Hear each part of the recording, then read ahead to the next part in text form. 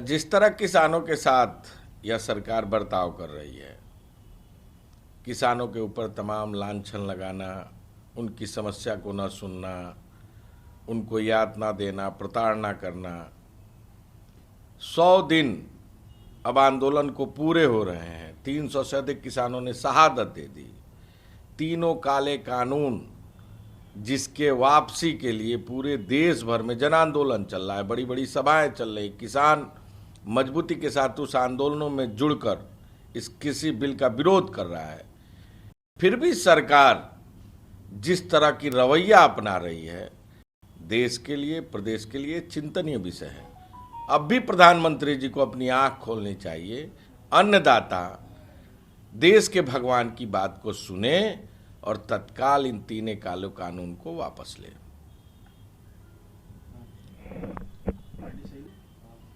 Sir, Congress के MP Karti P Chidambaram जी ने अब पार्टी से ये मांग की है कि कन्याकुमारी में लोकसभा के जो उपचुनाव होने हैं वहां प्रियंका गांधी जी को पार्टी के द्वारा कैंडिडेट बनाया जाए। देखिए, उनका अपना एक निजी बयान है। किसी के भी कैंडिडेट बनने के लिए निर्णय हमारे राष्ट्रीय अध्यक्ष और एक कमेटी करती है। मुझे लगता है कि यह काम राष्ट्रीय अध्यक्ष महोदय पर छोड़ देना चाहिए। क्या करना है, नहीं करना है, ये उनको तय करना है।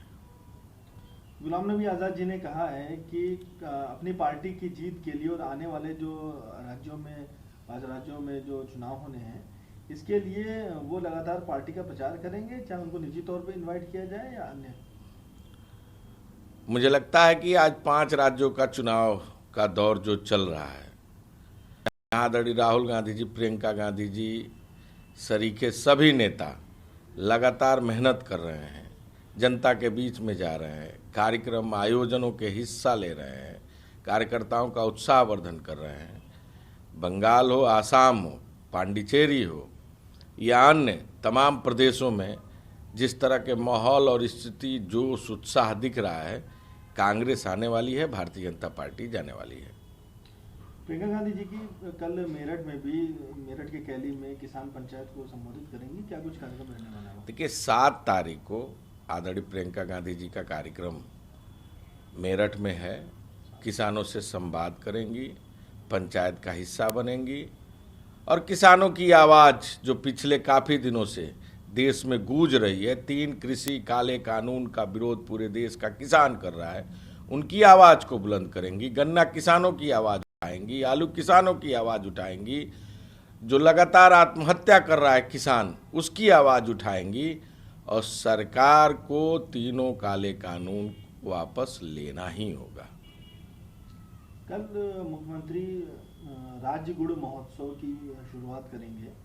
गुड़ से इसकी क्या क्या उपलब्धता है और किस तरह से ये उपयोगी हो सकता है, तमाम गुड़कारी चीज़ों के बारे में इस महोत्सव में बताया जाएगा। देखिए, हम लोग एक किसान हैं और गन्ना के बारे में भी और गुड़ के बारे में निजी तौर से जानते हैं, इसलिए कि हमारा क्षेत्र गन्ना और गुड़ पर आधारित है। मुख्यमंत्री नए ब्रांडिंग और नए तौर तरीके से केवल आंकड़ों की बाजीगरी और प्रचार प्रसार के लिए व्यस्त है। कोई भी योजना, इन्वेस्टर समिट हो, डिफेंस एक्सपो हो या जो भी ब्रांडिंग इन्होंने किया, कोई एक योजना धरातल पर आई हो तो बता दीजिए।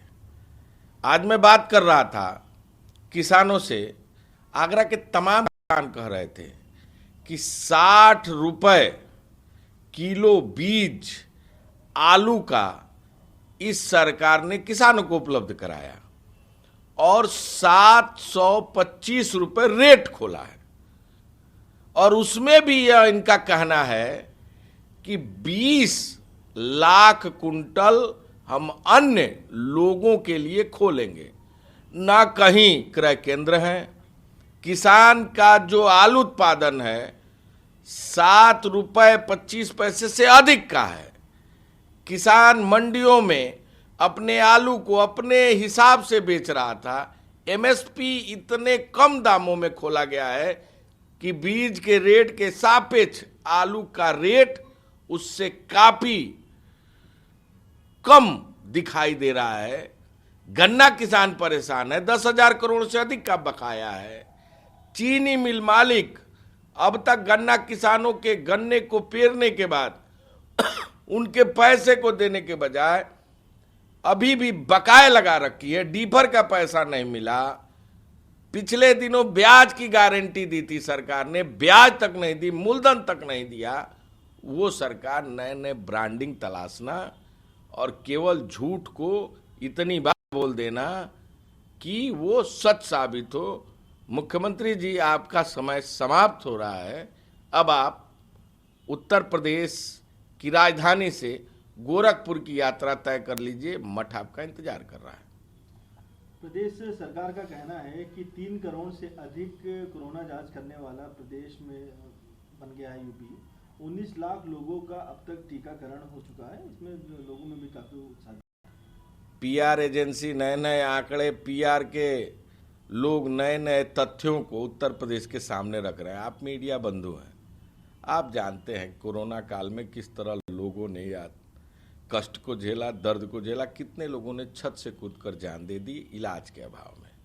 वेंटिलेटर न मिला, जांच की भारी कमियां दिखाई दी, जांच के नाम पर किस तरह दोहन हुआ, और कोरोना किट और थर्मामीटर का कितना बड़ा घोटाला हुआ 75 जनपद में, पूरे उत्तर प्रदेश ने देखा।